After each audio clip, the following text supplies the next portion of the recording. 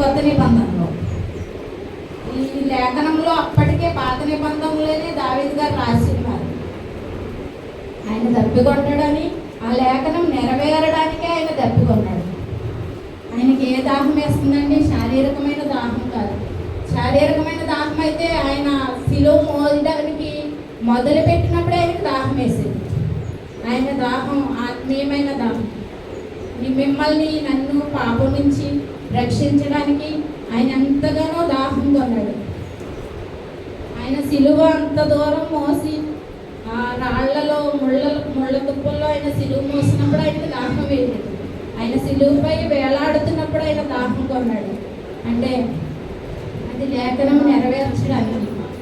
ఆయన దాహం ఆత్మీయమైన దాహం. ఆయన బిడ్డలైన ఏ ఒక్కరు కూడా నశించిపోకూడదని ఆయన ఈ లోకానికి వచ్చాడు. ఈ భూమిపైకి వచ్చి ఏ నరుడు కూడా భరించని శ్రమలను భరించి ఆయన చంపడానికి మరణశిక్ష విధించినప్పుడు మామూలుగా చంపేస్తారు కదండి. ఇద్దరు దొంగల్ని అటువైపు ఇటువైపు సిలువ వేసినప్పుడు వాళ్ళని కొరడాలతో కొట్టారా? లేదు కదా.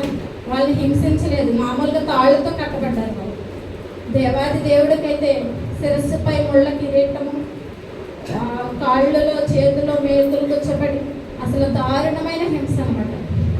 అంటే మన కొరకు ఆయన అంత హింస భరిస్తేనే నువ్వు నేను పరలోక రాజ్యం చేరుతామని ఆయన లేఖనాలు నెరవేర్చడానికి దినాన భూమిపై సిలువ వేయబడి మరణించాడని.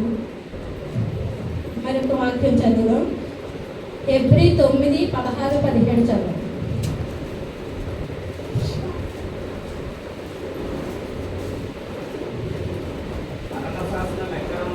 మరణ శాసనం ఎక్కడ నుండునో అక్కడ మరణ శాసనము వ్రాసిన వాడి మరణం అవశ్యము. ఆ శాసనము వ్రాసిన వాడు మరణము పొందితేనే అది చెల్లును. చాలండి. దేవాది దేవుడు మరణ శాసనం రాసాడండి. మరణ శాసనం రాసినప్పుడు ఆ మరణ శాసనం రాసిన వాడే మరణించకపోతే ఆ మరణానికి అర్థం ఉండదు.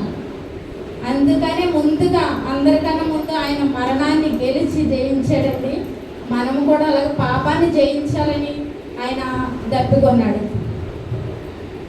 పాపం అంటే మనం ఈ లోకంలో అనేకమైన తప్పులు చేస్తున్నాం, తెలిసి చేస్తున్నాం. నా మటుకు నేనైతే ఎంతో దుర్మార్గురాలు అయినప్పటికీ కూడా దేవుడు తెలుసుకుంటున్నాను. ప్రతిదినం వాక్యం వింటున్నాను, కానీ వాక్యం విని చెడుని విడిచిపెట్టలేకపోతున్నాను. ఎప్పుడైతే మన హృదయంలో చెడుని విసర్జిస్తామో అప్పుడే మనం ఆ పాపం నుంచి బయటపడి దేవుడిచ్చే ప్రతి ఒక్క ఈవుల్ని పొందుకోగలుగుతాం. దేవుడి కొరకు మనం కూడా దప్పికొనాలి. ఇప్పుడు మనం ఒక్కలో రక్షించబడితే సరిపోదండి. ప్రతి ఒక్కరు మన ఇంట్లో ఉన్న మన కుటుంబీకులు, మన సహోదరులు, మన తల్లిదండ్రులు, మన ఇరుగు పొరుగు వారు ప్రతి ఒక్కరూ రక్షించబడినప్పుడే మనకి ఒక ఆత్మీయ దాహం ఉన్నట్టు. మన ఆత్మీయ దాహం కలిగిన వారముగా ఉన్నామో లేదో ప్రతి ఒక్కరం కూడా పరిశీలన చేసుకోవాలి. ఎందుకంటే మనం రక్షించబడి మనం ఒక్కరిమే పరలోకం వెళితే సరిపోదండి. దేవుడు ఈ ప్రపంచంలో ఉన్న ప్రతి ఒక్క నరుణ్ణి బట్టి దాహంగా ఉన్నాడు. ప్రతి ఒక్క నరుణ్ణి బట్టి ఆయన దప్పుకున్నాడు. ప్రతి ఒక్కరిని బట్టి ఆయన అంత ఘోరమైన శిక్షను అనుభవించాడు. మనందరం కూడా ప్రతి ఒక్కరం కూడా దప్పికొని ఆత్మీయమైన దాహం కలిగిన వారంగా ఉండాలి. ఈ రోజున చూస్తే మనకైతే డబ్బు పట్ల చాలా వ్యామోహం ఉంటుంది. మనం ధన వ్యామోహం, ధన దాహం కలిగిన వారుగా, బంగారం పట్ల దాహం కలిగిన వారుగా, అలాగే భోజనం పట్ల దాహం కలిగిన వారుగా, తిండిబోతులుగా అనేకమైన దాహాలు కలిగి ఉన్నాం. కానీ ఆత్మీయ దాహం కలిగిన వారంగా మనం ఎవ్వరం కూడా లేవు. అందుకని ఆయన దప్పుకొనిచున్నాడు. మనందరి పక్షాన ఆయన దప్పుకొనిచున్నాడు. ఎంత దాహం అంటే, అయ్యో నేను ఎంత కష్టపడినా, నేను ఎంత నా బిడ్డల కొరకు ఇంత చేసినా కూడా ఏ ఒక్క బిడ్డ నా పరిస్థితిని అర్థం చేసుకోవట్లేదే. ఇంకా ఇంకా ఇంకా నాకు దాహం రప్పించేవారిగా, ఇంకా నన్ను నా గాయాల్లో వేలు పెట్టి రేపేవారిగానే ఉన్నారని అప్పటి నుంచి కూడా 2026 సంవత్సరాల క్రితమే ఆయన మన కొరకు దప్పుకున్నాడండి. అప్పటి నుంచి ఆయన దాహం ఇంకా తీరలేదు. ఆయన దాహం తీరాలంటే మనలో పరిపూర్ణమైన మార్పు రావాలి. మనలో పరిపూర్ణమైన మార్పు రానప్పుడు, లేనప్పుడు ఇంకా దేవునికి మనం ఇంకా గాయాలు రేపేవారంగానే ఉంటాం. ఆయన దప్పికి తీర్చేవారంగా ఉంటాం. ఆయన దాహమని మంచినీళ్ళు అడగలేదండి, మన హృదయాన్ని అడిగాడు. మన హృదయాన్ని ఆయనకి ఇచ్చినప్పుడు, మనలో ఉన్న మన హృదయం అనే మంచినీళ్ళు ఆయనకి ఇచ్చినప్పుడు ఆయన దాహం తీరుతుందండి. ఆయన మనలో ఉన్న చెడుని విడిచిపెట్టినప్పుడు ఆయన దాహం సంతృప్తి అవుతుంది.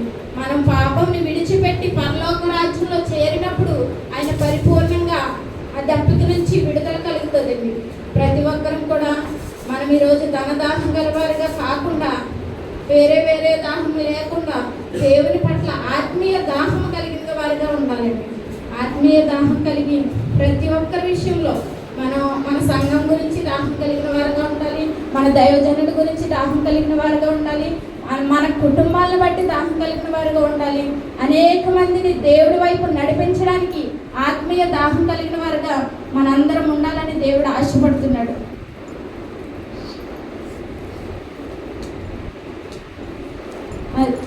దేవుడు ఆయన బైబిల్ వాక్యంలో పరిశుద్ధ గ్రంథంలో 2 సార్లు తప్పుకున్నాడు. అది ఒకటి సిలువపై వేలాడుతున్నప్పుడు తప్పుకున్నారు, ఇంకొకటి చదువుదాం యోహాను సువార్త 4:6. అక్కడ యాకోబు బావి ఉండేది కనుక యేసు ప్రయాణం వలన అలసి ఉన్న రీతిని ఆ బావి అంతా పడిచింది. అప్పటికి ఇంచుమించు 12 గంటలు అయ్యింది. సమరయ స్త్రీ ఒక్కతి నీళ్లు చేదుకొనటకు అక్కడికి రాగా యేసు నాకు దాహమునకి ఇమ్మని ఆమెను అడిగాను. ఆయనకి నిజంగా దాహం వేసి అక్కడికి వచ్చాడంటారా? ఆయనకి దాహం వేసినప్పుడు సమరయ స్త్రీ దగ్గరికే వెళ్ళాలి, సమరయ స్త్రీయే నీళ్ళు ఇవ్వాలని ఆయన అక్కడికి వెళ్ళాడంటారా? కాదు కదా.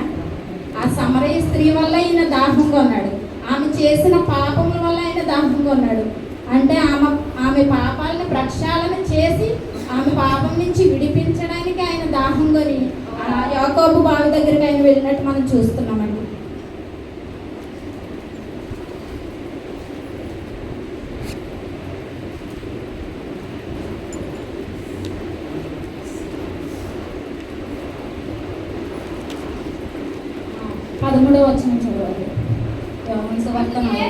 అందుకు యేసు ఈ నీళ్లు త్రాగు ప్రతివాడు మరలా తప్పికొను, నేనిచ్చి నీళ్లు త్రాగు వాడెప్పుడును తప్పికొనడు. నేను వానికి ఇచ్చి నీళ్లు నిత్య జీవమునకై వానిలో ఊరేడి నీటి బుగ్గగా ఉండునని ఆమెతో చెప్పాను. చూసారండి, ఈ నీళ్లు తాగితే మరలా మనకు దాహం వేస్తుంది. కానీ ఆయన ఆమెకి ఆ నీళ్ళు ఇవ్వడానికి వెళ్ళలేదు, ఆమె దగ్గర ఆ నీళ్లు తాగడానికి ఆయన వెళ్ళలేదు. ఆయన ఇచ్చే నిత్య జీవమైన నీళ్లు ఆమెకు ఇవ్వడానికి ఆమె ఎప్పటికీ ఇంకా దాహం కొనకుండా, ఆమె ఎప్పటికీ ఆ బావి దగ్గరికి, ఆ పాపం అనే బావి దగ్గరికి ఆమె వెళ్ళకుండా, ఆమె పాపాలు ప్రక్షాళన చేయడానికి ఆయన అక్కడికి వచ్చాడండి. ఆయన అక్కడికి వచ్చి ఆమెను దాహం అడుగుతున్నాడు, ఆమెను మంచినీళ్ళు ఇవ్వమని అడుగుతున్నాడు. అంటే అమ్మా, నీ హృదయం నాకు ఇయ్యి, నీ పాపాలన్నీ విడిచిపెట్టు, నీ పాపాలు ఇక్కడ ఈ బావి దగ్గర విడిచిపెట్టి నీ హృదయాన్ని నాకు ఇవ్వి, నేను నీకు నిత్య జీవాన్ని ఇస్తాను, నిత్య జీవజలాన్ని ఇస్తాను, ఇంకెప్పుడు నువ్వు పాపంలో పడవు, ఇంకెప్పుడు నువ్వు దాహం కొనవు అని ఆమెకు చెప్తున్నాడండి.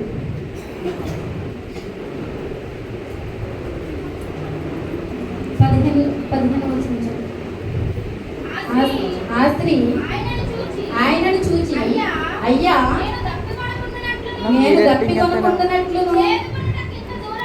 చేదుకొనటకి ఇంత దూరం రాకుండానట్లు ఆ నీళ్లు నాకు దయచేయమని అడుగగా యేసు నీవు వెళ్ళి నీ పెనిమిటిని పిలుచుకొని ఇక్కడికి రమ్మని ఆమెతో చెప్పాను. ఆ స్త్రీ నాకు పెనిమిటి లేడనగా యేసు ఆమెతో నాకు పెనిమిటి లేడని నీవు చెప్పిన మాట సరియే. అప్పుడు దేవుడు అన్నారు, నీకు పెనిమిటి లేడు, 5 పెనిమిట్లు ఉన్నారు. అదే ఆవిడ పట్ల దేవుడు కొన్న దాహం, ఆ పాపాత్మురాలైన స్త్రీ పట్ల ఆయన కలిగిన దప్పిక, ఆ దప్పిక ఆయన తీర్చుకోవడానికి ఆ బావి దగ్గరికి ఆయన వెళ్ళినట్టు మనం పరిశుద్ధ లేఖనాల్లో చూస్తున్నామండి. ఆమె 5 పెనిమిట్లు గల ఒక స్త్రీ. అంటే 5 భర్తలు ఉన్న వాళ్ళు పరిశుద్ధులు అవుతారండి? పరిశుద్ధులు కాదు కదా, నీతిమంతులు కాదు కదా. అందుకే ఆ పాపం నుంచి ఆమెని పవిత్రపరచడానికి ఆయన ఆ బావి దగ్గరికి వెళ్ళి తప్పుకున్నట్టు మనం చూస్తున్నాం.